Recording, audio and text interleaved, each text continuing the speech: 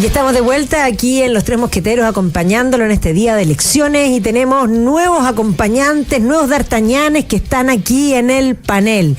Voy a partir presentándolo porque están más a la derecha de su pantalla. Como pueden encontrar, Johannes Kaiser. ¿Cómo estás, Johannes? Muy bien, gracias. Ahora yo siempre me he identificado más bien con Portos que con D'Artagnan, pero es que yo soy más maceteado. Es que Portos era Pancho Rego, pero ha bajado tanto de peso que estamos a punto de cambiarlo. Mientras no termine como Aramis. Bueno, Aramis... terminó siendo obispo, no te olvides. Sí, yo lo sé, pero Aramis el equipo es Cris Portugal, el más espléndido, era buen mozo. Y yo me queda más que será... yo soy Athos, pues, ¿viste? Eso. ¿Viste? Muchas gracias por la invitación y por supuesto reiterar el llamado a todos aquellos que no han ido a votar a ahorrarse el cacho de tener que enfrentar multas y papeleos y leseos y asumir su responsabilidad cívica, porque el voto es la manifestación de soberanía popular, es decir, usted toma la última decisión en materia de Estado con la rayita que pone en el voto.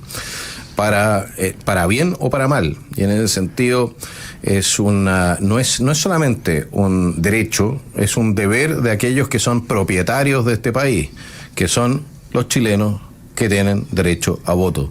Nosotros somos sus representantes, empleados de ustedes, no más, no menos, y usted tiene que tomar la decisión de si su representante ha trabajado como corresponde o lo tiene que cambiar por alguien que haga mejor la pega. O le tiene que pasar la cuenta, como dicen. Así es. Exactamente. Así es. Bueno, y nos acompaña también un gran querido amigo, Eric Heindl, que no solo es economista, sino que es un hombre culto, que sabe cantidad. ¿Cómo estás, Eric?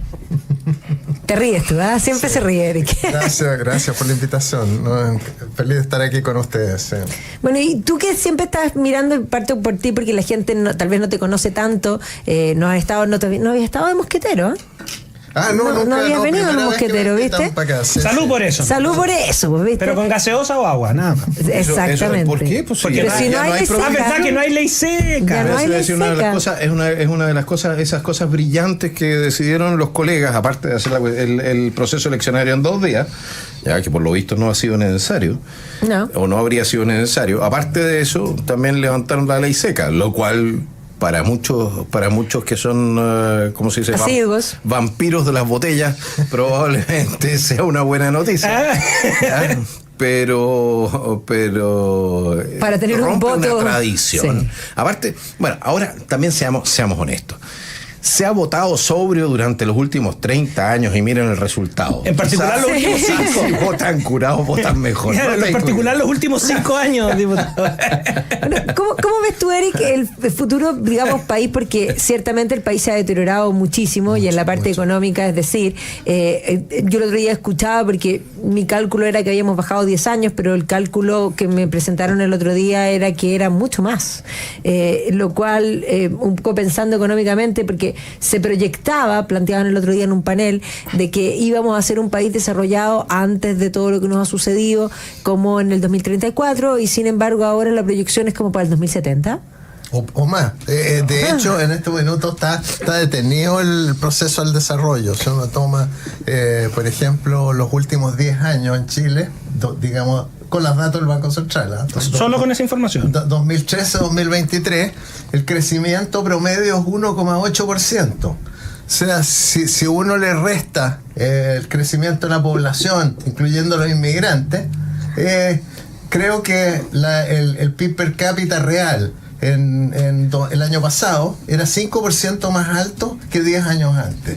Eso obviamente es un fuerte contraste con, por ejemplo, cuando uno toma periodos como el periodo 75-2000, en que el país triplicó su producto per cápita, o sea, ya avanzaba fuerte, digamos, en cada década. En el fondo, en este minuto, nuestro avance es un modesto 5% en 10 años. Entonces, a esas velocidades, para poder llegar al desarrollo, hoy día debemos estar con un Producto Interno Bruto per cápita en dólares de 1990, de acuerdo a lo que hizo el profesor Angus Madison, digamos, su proyecto mundial, debemos estar cerca de los $12.000 del año 1990 para llegar al desarrollo, por lo menos lo que se generó como un consenso. De ahí para adelante los países son desarrollados, necesitamos llegar como a $15.000. Entonces tendríamos... en el fondo estamos avanzando a 3% por año, 5% por década. O sea, no es ni siquiera el 2070. No se vislumbra para este siglo. A menos que venga y para el milenio parece que tampoco. A menos que venga un cambio pero violento y abrupto de todas las políticas económicas, porque en la política económica que tenemos hoy día es de un país estancado, es para producir un país estancado, y es lo que estamos viviendo. O sea, en el fondo prácticamente el crecimiento en Chile se detuvo. Cuando uno ve el crecimiento de las exportaciones en los últimos 10 años, creo que es menos 0,3 el crecimiento acumulado en términos reales. Es cierto que de repente en dólares puede subir un poquito porque de repente el precio del cobre sube gracias a los chinos, pero después vuelve a bajar. Entonces estamos con un país detenido. En rigor no estamos creciendo. La proyección futura es a muchos años más, por lo tanto algo que se pierde en el tiempo. Pero tú dices que a menos que algo pase, y aquí te hago la pregunta. Yo acabo de estar nuevamente, he estado varias veces en Irlanda y quedé sorprendida. Cómo Irlanda superó al Reino Unido, pero que se nota. Pero en muy poco tiempo. Porque de verdad ahora están destruyendo Irlanda también con la inmigración masiva, no sé, apenas tú alcanzas un cierto nivel de desarrollo, por lo visto, inicia también el subdesarrollo en la cabeza de los políticos y empiezan a destruir lo alcanzado. Claro. Parece que hay como una alergia, a tener un país a estar tranquilo.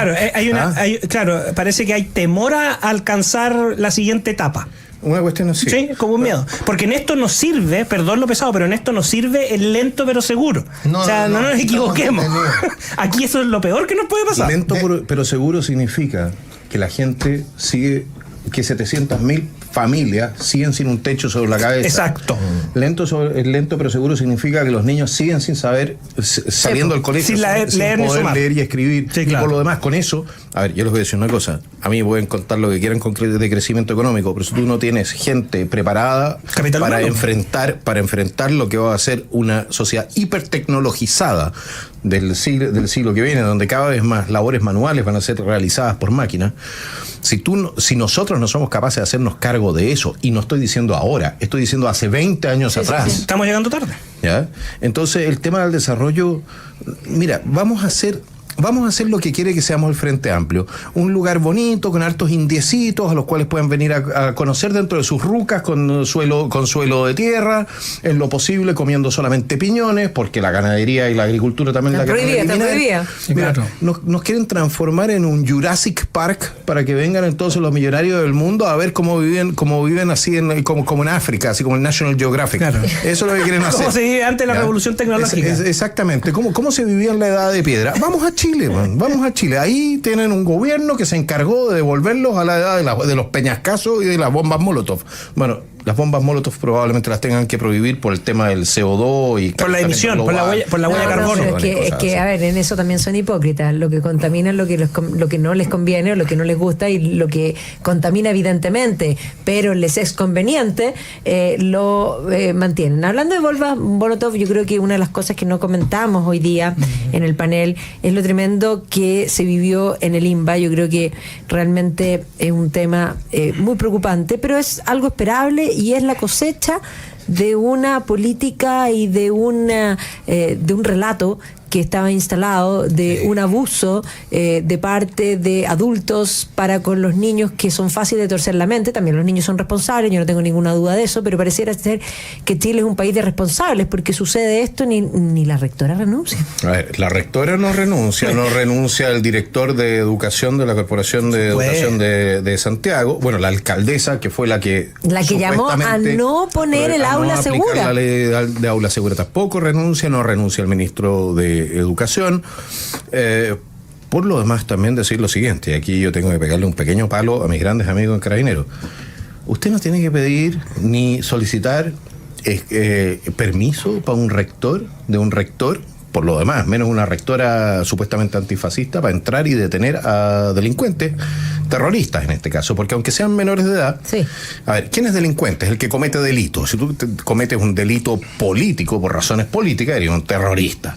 ¿De acuerdo? No tienen que pedirle permiso a nadie para hacer cumplir la ley. Están en flagrancia. Podría haber sido flagrante. Eso claro. es, ese es un punto y hay que tenerlo muy presente. Nosotros tenemos que empoderar a nuestras policías para que nuestras policías, cuando vean que se está produciendo un fenómeno como este, entren. Y no solamente eso, y entren con la seguridad de que no los van a venir a fregar después. No, y ahí hay una cosa importante que hay que plantear. Si hubiesen entrado en flagrancia, probablemente hoy día no estaríamos lamentando de algunos niños que están, de hecho hay uno que está en riesgo vital profundo, crítico, y que por lo tanto es importante, cuatro graves y uno que está muy crítico, y que ahí es bien importante plantearle a la alcaldesa, a la rectora, a esos padres, porque hay una carta de algunos padres, porque no son los padres, no son los padres del INBA, porque yo estoy cierta que la mayoría de los niños del INBA quieren estudiar, que la mayoría de los padres del INBA quieren que sus niños estudien, y que son una tropa de grupo menor, matón, porque esto es matonaje que entre cultura de la toma y cultura de la violencia han impedido que sus pares aprendan y han destruido el colegio. Son el tren de Aragua educacional, eso es lo que son. Eso es. Es que eso es, diputado. No, además eso tiene repercusiones económicas. El otro día apareció la encuesta del Instituto Nacional de Estadística, donde se hizo la distribución de ingresos de todos los trabajadores chilenos, y estaba la información del nivel educacional que tomaba. Entonces uno toma, y si ustedes toman los datos, por ejemplo, de la última encuesta, por nivel educacional, y ven cuánto ganan en promedio los que terminaron educación primaria, y lo comparan con cuánto ganan en promedio la gente que en las distintas empresas hacen, ¿cómo se llama?, trabajos no calificados. Perfecto. Coinciden los números. Eso significa que la rentabilidad de la educación primaria en Chile es cero. Vale gallampa. Pero o sea, la educación primaria en Chile vale gallampa, porque en el fondo, si una persona estudia los primeros 8 años, su remuneración promedio no es distinta de alguien que no estudió nada.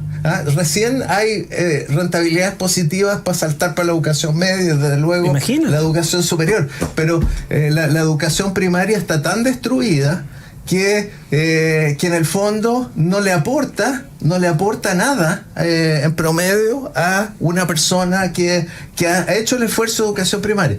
Y esto me lleva un poco a la teoría de un profesor mío de la Universidad de Chicago, Gary Becker, que desarrolló esta teoría del capital humano, que él decía, la educación es conocimiento útil y habilidades. O sea, en el fondo, por lo menos es cierto que la educación tiene muchos aspectos, pero por lo menos desde el punto de vista económico, el aspecto más importante es que aprendas cosas útiles, y en el fondo eso cambia tu productividad. Que te habilite, y que se paga, y que se puede verificar en que la persona que tiene esas habilidades recibe un ingreso, tiene una productividad más alta que el que no tiene esas habilidades, y por lo tanto sube su ingreso. Si uno mira para atrás Chile, por lo menos todos los trabajos de la Universidad de Chile, los estudios del profesor Luis Rivero, muestran claramente que en la antigua educación primaria sí había un salto. Claro.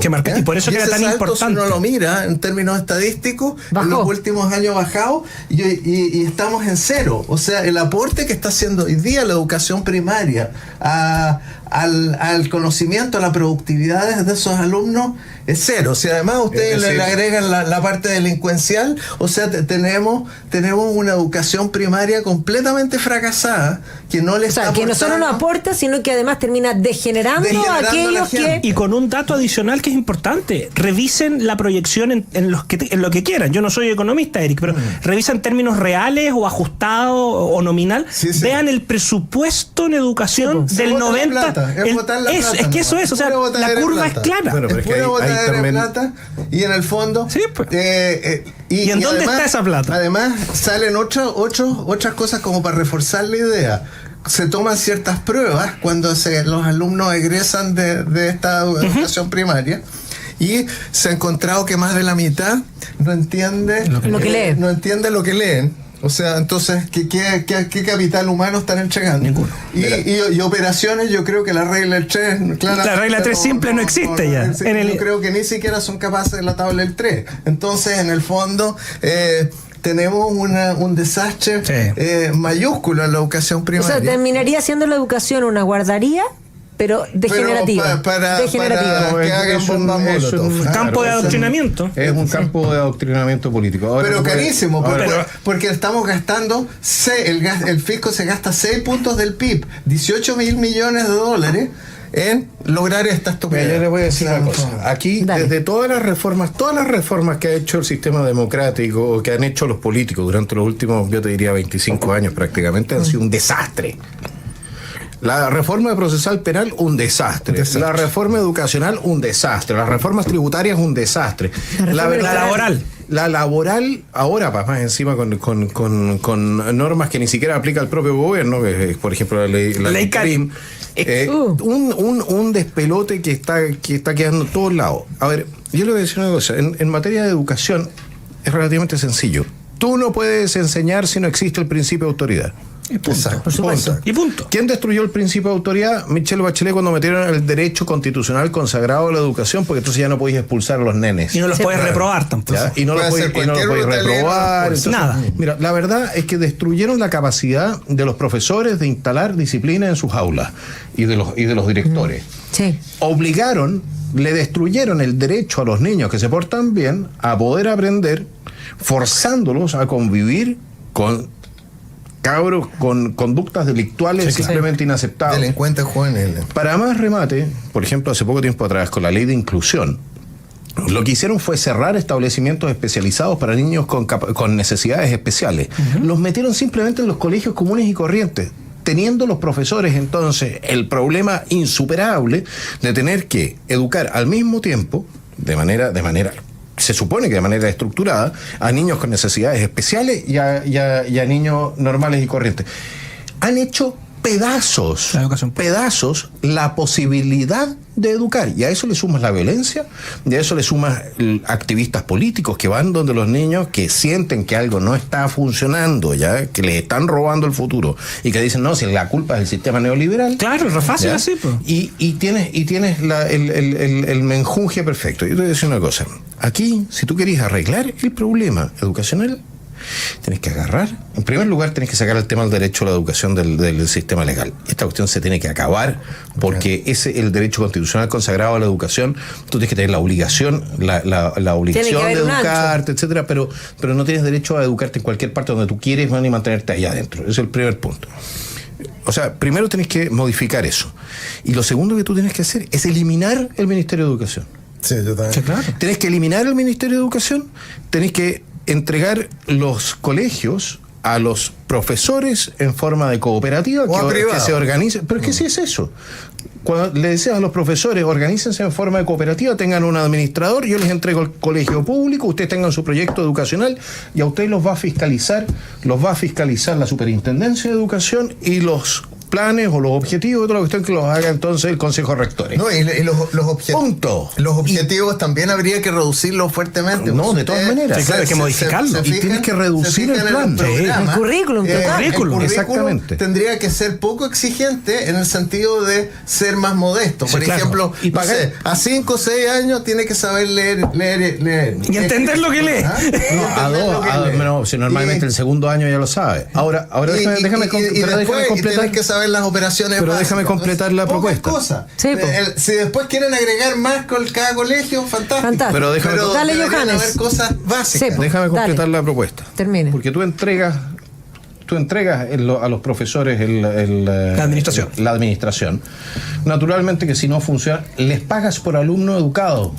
Okay. Es decir, y un bono por cumplimiento de metas. Pero cumplimiento de metas, no cualquier meta, no. Estamos hablando de que tú que efectivamente niños que tengan deficiencias, por ejemplo, alcancen niveles estándar. Claro. ¿Ya? Les pagas un extra por cumplimiento de metas y tú vas a ver en primer lugar el siguiente fenómeno. Tú vas a poder aumentar sin aumentar el costo para el erario, ¿ya? Vas a poder aumentar el gasto directo en alumnos, o sea, a través de los profesores, colegios, la cuestión, en 40%. Así, y te ahorraste la administración, te ahorraste los SLEP, tenés que eliminar la tómbola, tenés que eliminar la tómbola, porque aquí los colegios tienen que efectivamente querer tener alumnos, no les puedes asignar alumnos, ¿ya? Los colegios tienen que competir entre ellos ofreciendo la mejor educación posible. No, además que si no hay competencia posible, si no hay selección. Y una vez que tú llegas a ese punto, tú vas a ver también un fenómeno bien interesante. Porque el sistema de cooperativas es el único sistema que no siendo de propiedad exclusivamente privada, ya mantiene la lógica privada. Sí. Tú vas a ver como los profesores, e incluso los demás, izquierda, etcétera, se van a empezar a preocupar porque el mobiliario no se ha destruido. Porque va a salir literalmente de su bolsillo la reparación. Se van a empezar a preocupar de la propiedad pública y privada. Sí, claro. Y eso en sí ya es una enseñanza para los alumnos. Ya es formación. Es formación. Se van a preocupar y les vamos a dar los instrumentos para que puedan corregir, puedan efectivamente disciplinar a los alumnos. Y a los padres, el anuncio viene me pueden retar todo lo que no. Y a los padres los hacemos responsables por las yayitas que se ven en los niños. Por supuesto. Si no queda otra. Pero como no corresponde. queda otra en este país. No puede ser que todo el mundo se lave las manos respecto de lo que de los menores de edad. Y para cerrar, apoderados solamente los padres o alguien que sea efectivamente cercano. En el INBA, en el Instituto Nacional, en el Sí. Carmela Carvajal, etcétera, hay apoderados profesionales que son activistas políticos que compran niños para poder participar dentro del centro de padres y seguir haciendo activismo político. Pero claro. ¿Ya? Y a eso nadie se ha atrevido a meterle el diente. Sí, po. ¿No? Yo quiero saber cuándo la policía de investigaciones, la inteligencia, ahora sabemos que policía de investigaciones tenía inteligencia. ¿ya? Pero se dedica a otras cosas. ¿Cuándo se va a meter en esta cuestión y va a descubrir cuáles son las redes que están actuando, quiénes son los movimientos políticos que están actuando detrás de esto? Yo tengo mis sospechas, creo que hay un par de parlamentarios incluso metidos en esto. No me cabe duda. Creo, me han soplado. No tengo pruebas, no tengo duda. No tengo duda. Y que efectivamente se hagan valer las responsabilidades que corresponde. Si en nuestro país está prohibido el adoctrinamiento político en los colegios. Desde muchos Eso años. está en la ley. Sí, po. El venir desde un partido político a tratar de adoctrinar a los niños dentro del colegio es en sí ilegal. Bueno, sería bastante interesante ver quiénes son los apoderados de todos estos niños que resultaron con herida, de los que están graves y del que está a punto de morir, porque alguien tiene que ser responsable y probablemente nos vamos a encontrar con una sorpresa. Aquí hago como un llamado a todos los medios de comunicación que reportean para que hagan un reporteo, porque yo creo que ese reporteo está fácil. ¿Quiénes son los apoderados? ¿Son los padres? Esa carta que se escribió ahí, que además se firman como apoderados. No, me encanta. Fuente Ovejuna. ¿Quiénes son? No, Fuente Ovejuna. Apoderados del Instituto Nacional. Claro. ¿Quién fue? Otra corrección re importante que hay que hacer ¿Qué fue? Es el tema de las repitencias. Sí, sea, es fundamental que los alumnos pasen de curso solo si logran ciertos contenidos mínimos. Si no les hacen ningún favor tampoco. No se le hace Mejor ningún no los favor mandemos, pues. promoviéndolo porque lo dejan con una por supuesto, un vacío pero legal que yo voy a agregar a lo que tú estás diciendo que me parece fundamental. Hoy día las universidades tienen lo mismo. Hoy día las universidades no reprueban prácticamente a nadie, Qué absurdo, porque además los niños lloran y gritan. Y entonces aquí yo voy a decir lo siguiente: de aquí, empresas, atención, cuando usted recibe un currículum que dice que está graduado de una carrera, ya no es garantía de que esa persona sabe. Una prueba independiente. Sí, por eso, una prueba de conocimiento. Ojo, porque lo que tenemos claro es que todos los que son profesionales, que hoy día pasaron de ser activistas políticos, digamos, a ser parlamentarios, y aquí yo puedo dar fe de que conocimientos no tienen, experiencia tampoco, ya, porque además nunca estudiaron, porque se dedicaron a hacer política, y hacer política es bastante más fácil que estudiar, porque estudiar implica tener que esforzarse. En hacer política solo tiene que gritar. Claro. Y el que grita más fuerte logra algo. Gritaron fuerte y ahí están ahora siendo parlamentarios, lo representan a ustedes. O sea, este es el país donde el tuerto es rey. Y el punto es que si uno no deja repitiendo al alumno, por no tener los conocimientos mínimos, sí, claro, le está haciendo un flaco favor, porque si la persona repitiera, volvería a ver la materia de nuevo. Correcto. Y sus posibilidades algo quedaría, de ¿o no? salir sabiendo algo aumentan. Pero por supuesto. Aparte, Entonces, lo ideal es que repita todas las veces que quiera, pero que no sea promovido hasta que no dé el ancho. Pero por supuesto. No tiene los conocimientos mínimos. Fíjense que esto, a propósito de lo que dice Magdalena, yo me acuerdo de una misión del Fondo Monetario que me tocó la suerte de ir a al que a se Ecuador. le perdieron 70.000. No, el banco. en Ecuador, sí, del fondo. Entonces yo, por ejemplo, me acuerdo de haber visto, hace muchos años atrás, haber visto que los profesionales ecuatorianos tenían las tasas de desocupación más altas de Ecuador en ese momento. Y me acuerdo, le comenté esto al director de Impuestos Internos de Ecuador. Y me dijo, no, pero si es re simple. Lo que pasa es que estudiaron en universidades ecuatorianas. Aquí, en las universidades ecuatorianas, en esa época, se pasaba por asistencia. Mira. Entonces, no había... O sea, valían callampa. Valían callampa. Entonces, ¿y qué va a hacer la empresa cuando necesita a alguien que de verdad sepa? No los contratan a la gente que estudió fuera del país. Entonces, en el fondo, arruinas a tu propia gente. Sí, eso es. Arruina a su propia gente. Oye, este sistema va un poco en esa dirección. En el fondo, le estás eliminando la señal de que hay capital humano. Por ejemplo, en este momento, en Chile, si alguien dice yo terminé educación primaria, fíjense que eso no da garantía de que sepa leer y escribir, ni de que entienda lo que está leyendo, ni que sepa las operaciones aritméticas, ni siquiera más simple. Entonces, en el fondo, todo el propósito de esa educación está eliminado. O sea, al final el propósito de la educación es mantener los sueldos de aquellos que trabajan en la educación y de ocuparles el tiempo, o más bien matarles el tiempo a los niños y sirven de guardería. ¿Eso sería? Exactamente. No, entonces, y ni siquiera eso, porque no alcanzan las plazas. En el fondo aquí no alcanzan las plazas. Y los extranjeros tienen prioridad. Es gigantesca. Mira, los extranjeros indocumentados tienen prioridad sobre los niños chilenos. Bueno, gracias Bachelet, gracias Bachelet, por favor, concedido, porque le entregó a los extranjeros, no importando su calidad, su condición migratoria. Indocumentado. Es decir, no da lo mismo si eres legal o ilegal. Bachelet le entregó entonces a los extranjeros la calidad de grupo vulnerable, entonces están primero en la fila. Cuando usted, señor, se pregunte por qué pasa el extranjero antes de usted, el extranjero ilegal, ¿ya?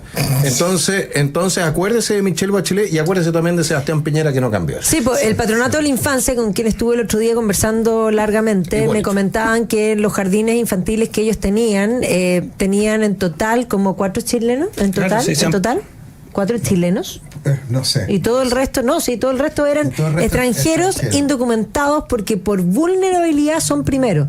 Entonces yo le decía, pero tú me estás molestando. Y la cantidad de chilenos, porque ahí viene el punto, cuando dicen, pero es que hay que hacer más a la cuna. Bueno, sí, hay que hacer a la cuna, pero si la vamos a llenar con los indocumentados, entonces, ¿para qué? Lógico. Mira, yo solo quiero agregar, escuchando este tema, un comentario interesante.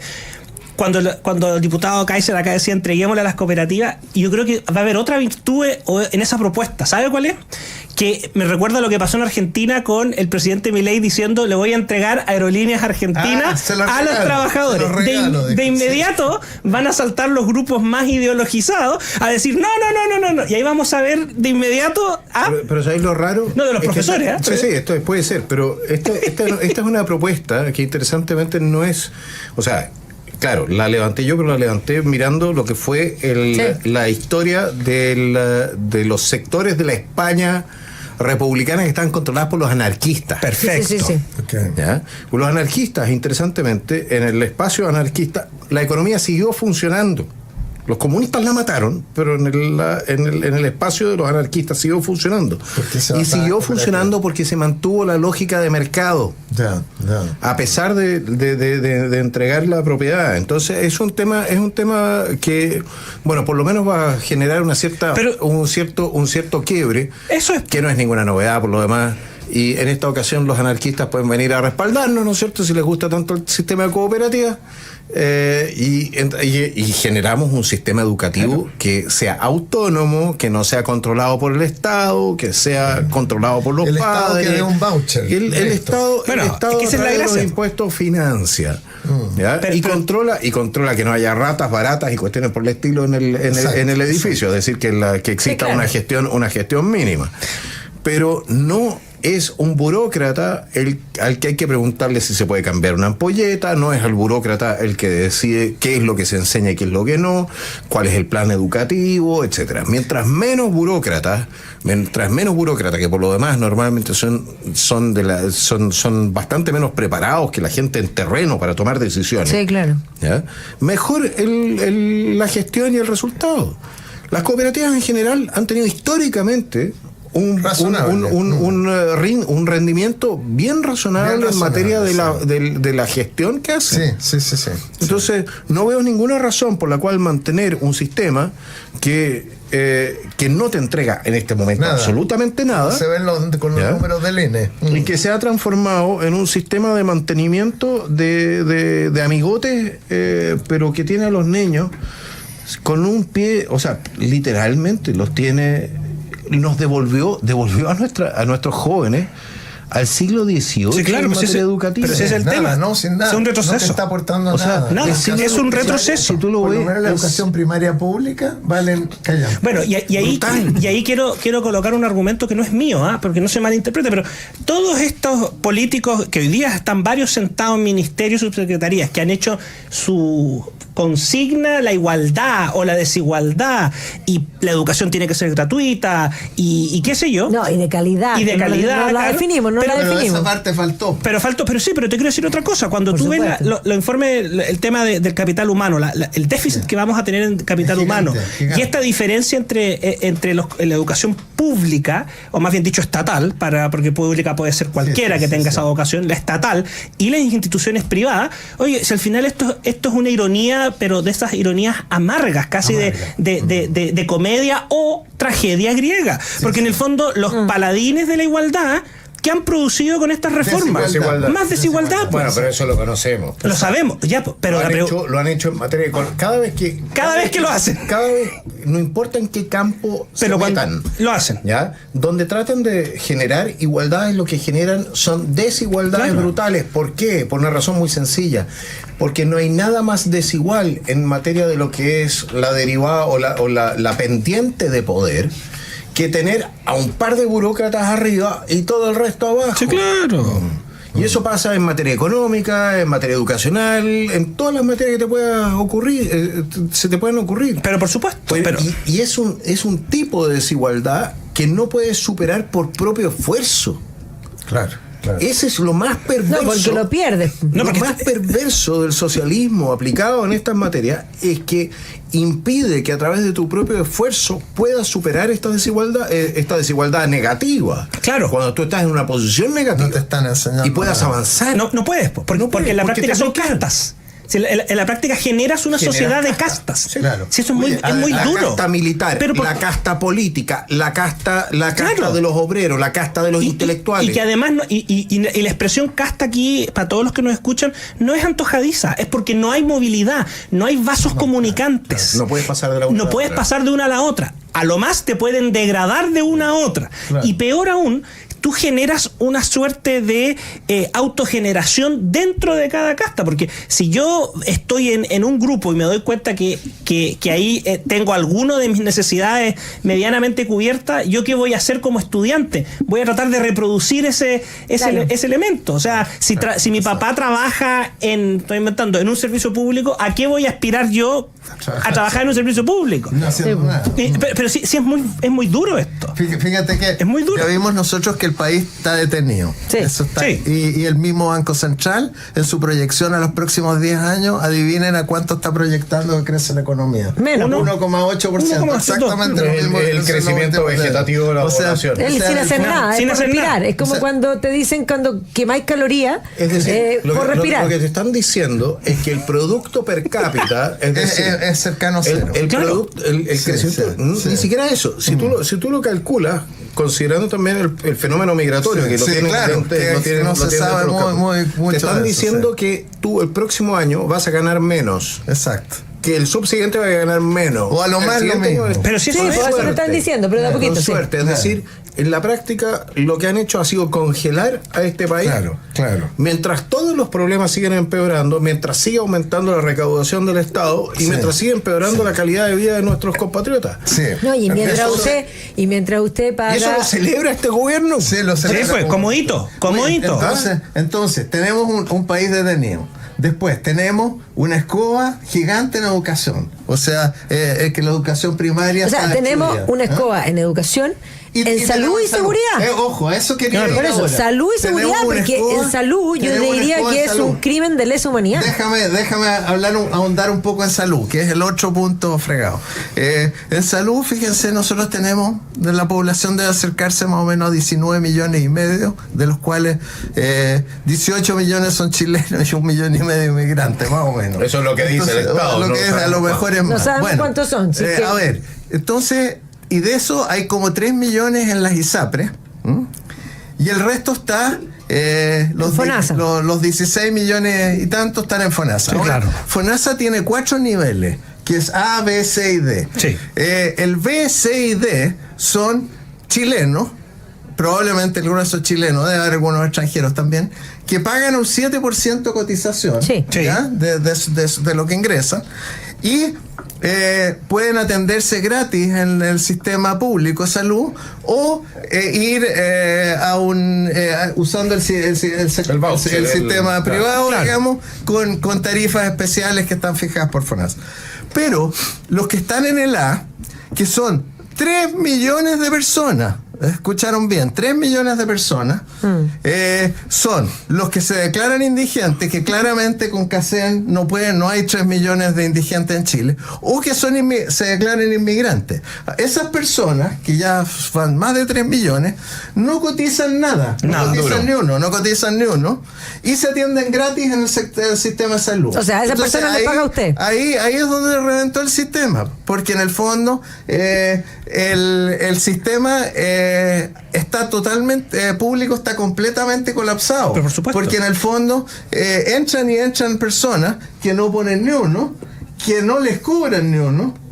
Y el sistema se equilibra a través de listas de espera gigantescas en que pueden pasar años por tener y La gente se muere esperando. y que la gente se muere esperando. Entonces, ese es nuestro bendito sistema de salud. Y a eso súmale y la ahora quieren corruptela. pegarle un exoset al privado. sistema ISAPRE, Sí, claro. cosa de que todo se hunda, digamos. Eric, y a eso súmale la corrupción Sí. dentro del sistema de salud.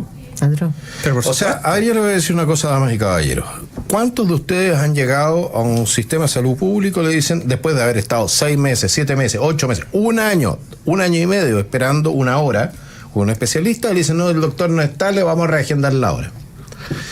Es masivo. O lo eliminan. Ahora, o te eliminan de la lista de espera. Bueno, pues ya no te eliminan físicamente todavía, pero están eliminando la lista de espera.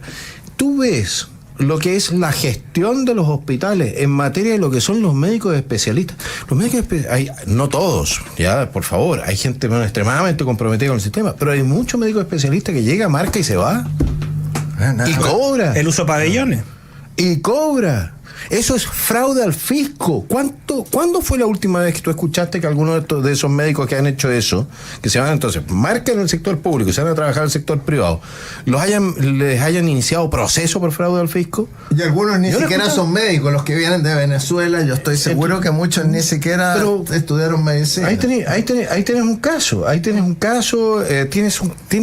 mira, hay muchos que sí estudiaron medicina, que están haciendo una pega espectacular. Ya, pero te voy a otros plantear que una no. cosa, lo que tú ves con el tema de los insumos en los hospitales, la desaparición de los insumos, lo que sucede con lo que son las obras para reparar, las licitaciones para, Sí, claro. para reparar los hospitales y todo el tema, tú vas viendo y nosotros nos estamos gastando, damas y caballeros, nos estamos gastando hoy día, en comparación per cápita, 3 o 4 veces la plata que nos gastábamos el año 90.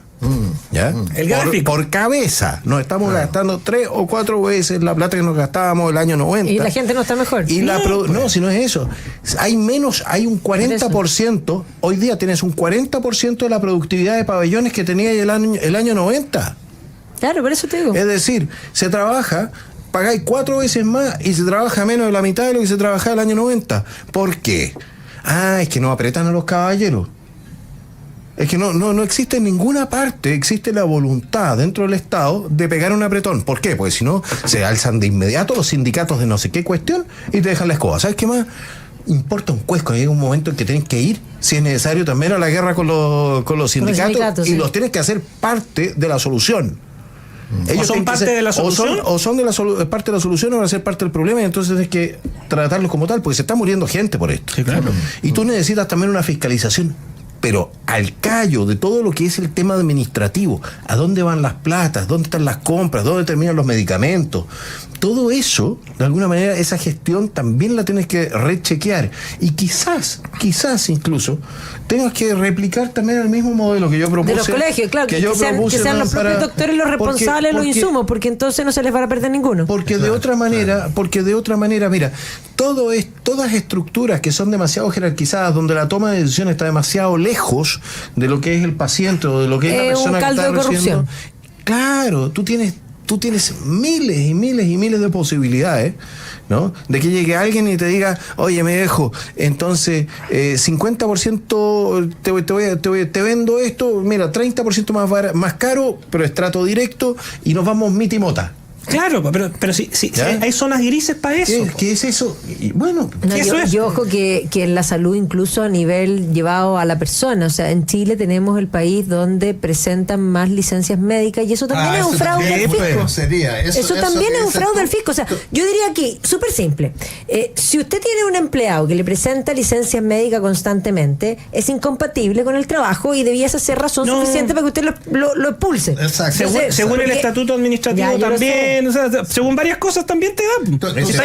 Tú sabes, Magdalena, que el año pasado, miren este dato, el año pasado el pago de licencias que hizo FONASA cubrió el 77% de lo que recaudó con su 7%. Pero mira, o sea, toda la plata, se echan la plata que se recauda de los pocos incautos que se declaran dentro del BSID, el 77% se va a pagar licencias. Por eso se va la plata en pagar licencias truchas, no en curar a los enfermos. Ojo, más interesante todavía. Usted sabía, señor, bueno, la mayoría de ustedes saben, probablemente lo han escuchado. Las licencias psiquiátricas en Chile no las piden psiquiatras. No. O sea, tú no tenés que ir a un psiquiatra para que te den una licencia psiquiátrica. Me estás tomando el pelo, si es cosa de... Dan unas ganas terribles de agarrar a todos los responsables, meterlos en un saco y empezar a palearlos, porque hay que pegarle siempre al correcto. Claro. O sea, alguien va a ser bien castigado. Alguien va a ser... Todos, no importa, porque todos tienen algo de culpa. ¿Cómo es posible que tú tengas un sistema donde las licencias psiquiátricas las entrega, no sé, por el pediatra, las entrega el endocrinólogo, cualquiera? Y que a nadie le llama la atención. ¿Qué formación tiene ese profesional para entregar una licencia psiquiátrica? Y yo insisto en una cosa, o sea, cuando usted tiene, porque, ojo, hay muchos que además los empleadores de pronto saben que le va a tirar licencia y te dicen, si no sé lo que yo quiero, te voy a tirar licencia. Y en el fondo todos saben que las licencias son truchas. Y sin embargo, cuando el empleador acusa esto, generalmente se encuentra con que no puede hacer nada. Claro, pues entonces, y la ley Karin, todo eso va a esta cultura de lo mediocre. A ver, yo encuentro que, lo voy a decir y es súper políticamente incorrecto lo que voy a decir, pero para todos los que nos estén escuchando, yo encuentro que no existe nada más picante que tirar una licencia. Tenéis que estar realmente enfermo, o sea, si te operan y estáis enfermo, ya tiráis una licencia. Pero hay gente que tira una licencia porque está un poco resfriado. Los empleados públicos en promedio tienen más licencia, un mes de licencia. Un mes de licencia al año. A ver, espérate, eres incompatible con el trabajo, entonces emprende y pela tu papa solo, pero no te cargues. Yo sí creo que si estáis con una gripe, el momento de tirar la licencia cuando tenéis fiebre. Por supuesto, la fiebre. Tenéis fiebre. Pero eso dura 1 o 2 días, ¿no? Pero y se te puede complicar si estás enfermo, para eso son. No, sino que no quería. Pero serán un par de casos. Es una cosa, yo mismo en algún momento yo trabajé con fiebre, con gripe, y se me empeoró en una ocasión la cuestión tan seriamente que terminé hospitalizado, pero en serio. Y uno no se da cuenta. Entonces, si uno no se da cuenta. Claro, uno empieza a decir, no, si soy indestructible. Si es un resfrío, No, si no pasa nada. Pero Pero otra cosa muy distinta es abusar del sistema, porque hay que entender... A eso me refiero. Hay que entender una cosa, y eso también es un tema también de concientización, ¿ya? La licencia trucha pagada por parte del Estado significa que una persona que tiene cáncer no recibe su tratamiento, un niño con cáncer no recibe su tratamiento, a un anciano no le pueden cambiar, no le pueden arreglar la cadera. Entonces hay que tener algo, tener algo de no sé, de decencia como ser humano, ¿ya? Para entender que cuando tú estás estafando así al sistema, le estás haciendo un daño, estás perjudicando a alguien directamente, incalculable a otra persona, que puede ser, por lo demás, puede ser su señora, su tía, su hijo, su nieto, porque al final las cosas rebotan, po. Ahora, si el sistema no funciona, termina afectándote a ti también. Lo que te van a responder algunos, la respuesta, diputado, es fácil, pero es que si eso es muy sencillo, hay que aumentar los impuestos, porque tenemos que recaudar más. Bueno, y eso, ¿tú sabes?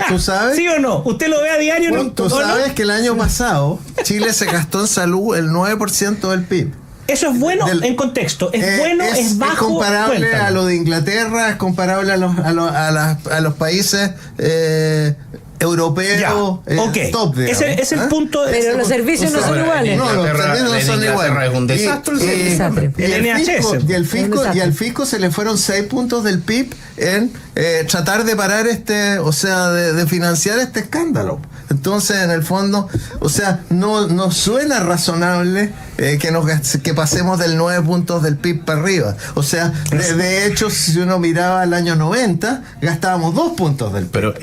O sea, pero a lo mejor 2 puntos del PIB era poco, pero 9 puntos es un exceso, ¿no? O sea, pero nuevamente tienes el problema. El problema es siempre el mismo. Tú tienes un sistema que está completamente jibarizado. Sí, claro. Anquilosado. Donde tú tienes una administración cada vez más grande y un músculo cada vez más chico. Más chico. Y que no da prestación. Es grasa. Es grasa. Y que no da hidrocefalia. Hidrocefalia burocrática. Tenemos un estado hidrocefálico. Eso es lo que tenemos. O sea, estamos llenos de agua. Tenemos una cabeza así de grande, sí, claro, y un cuerpecito así de chico. Y nos sucede entonces que tenemos, discúlpenme, el Estado de Chile, palas, picos y asadones, tiene 1.200.000 funcionarios. Eso es una locura. 2 veces y media la cantidad de soldados que llevó Napoleón para invadir Rusia. ¿Me explico? Sí, 475.000. Hay que entender una cosa. El tercer ejército más grande, tenemos más funcionarios públicos en Chile, contratados por el Estado, ¿ya? que lo que tiene la tercera potencia más grande del mundo en soldados, que es entonces Rusia.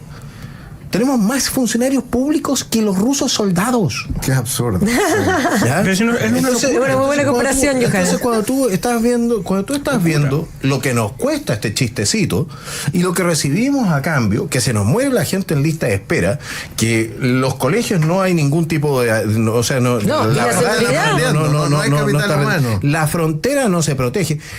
Y que Chile tiene, y esto no digo ninguna cuestión que sea secreta, porque está en la ley de presupuesto, ¿de acuerdo? Que tenemos 7.000 soldados conscriptos. Claro. Y después andan hablando de estado de sitio. ¿Ya? No hay nada. Con 7.000 soldados y con 60.000 carabineros, de los cuales casi el 20% anda con licencia. Entonces, no, pero me están tomando el pelo. Pues, en este país las cosas están muy mal gastada la plata, está muy mal orientado, no solamente el cobro, sino que también el gasto. Es cierto. Sí, y ahora van a ir a fregarse a la señora de la feria, al emprendedor, al presidente del centro de padres. Yo quiero ver quién va a querer ser presidente del centro de padres hoy día con la cuestión de esta de que el servicio de impuesto interno se puede meter en tu cuenta si recibes 50 transacciones. Sí, Oye, hagamos un paseo de curso. No. ¿A quién le podemos depositar la plata? No hay nadie. Porque pagan en efectivo. Claro. El efectivo va a tener un comeback que se lo explico. Y ese es también un punto con Marcel, que nos mintió el año pasado respecto del crecimiento económico que iba a haber este año. Se lo dije en su cara, pero Chile Vamos no. Yo no sé quiénes son los especialistas. ¿Quiénes son los especialistas económicos en Chile Vamos? No sé. Bueno, yo aquí te recomiendo, Johannes, ¿quiénes son los asesores en materia? A ver, ¿quiénes son los asesores en materia fiscal de Chile Vamos? Han tenido hay buena gente, gente que sabe. crema. Los asesora como Me para gustó aprobar el la ley de crema. presupuesto el año pasado con 17.000 millones de dólares de espacio de deuda para el ministro Marcel. A ver, ¿qué les pasa por la cabeza a la oposición, que tiene mayoría en el Senado, de aprobar presupuestos expansivos en un momento, de crisis, de estancamiento, de legitimidad de gasto? Claro, ese es el problema. De legitimidad de gasto, porque no es legítimo cómo se están gastando las lucas. Y la gente está empezando a reclamar. Pero que finalmente, mínimo, al fin están entendiendo que no es un problema de cuánto cobro, es un problema de cómo lo gasto. Correcto. Pero ha costado mucho. O sea, ha sido terrible. Yo creo que acá todos tenemos una responsabilidad importante en estos espacios y en otros donde estamos. Hay que reforzar este tema de... Sí, la gente hay que hacerle conciencia de la escoba que está en todos lados. Yo nunca me olvido un pequeño detalle. Creo que fue en la legislatura del 2017 al 2022, cuando se presentó este proyecto para mostrar el impuesto en las boletas. Sí. Que tenía que ser por ley, lamentablemente, en la estructura chilena, porque no están poniendo cortina. Oye, y se opuso tenazmente toda la izquierda a ese cambio con garras, porque no quería que fuera reflejado. No, porque no quería que la gente se percatara que pagan impuestos. Bueno, pero yo les agradezco porque nos están poniendo la cortina. Eso significa, esto es como el chacate de la trompeta, igual, así cuando nos van echando, pero estaba entretenida la conversación. Tuvimos suerte de este panel entre Tongoy y los Vilos, porque si hubiese sido el panel más tarde, habríamos tenido que estar abriendo las mesas y contando los votos. Eso se lo dejamos a los que vienen después. Y yo le quiero mandar muchos saludos al señor Monsalve. Todavía tiene la posibilidad de no violar la ley electoral. Que no fue a votar. Bueno, es que está presuntamente desaparecido. No, dicen que está presuntamente desaparecido, pero a mí no me sorprendería que lo tengan en un baño escondido en La Moneda.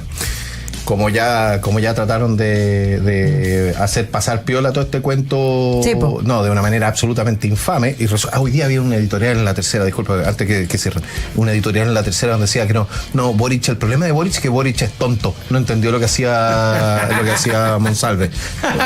Corten el escándalo, renuncie, presidente, renuncie, por el amor de Dios.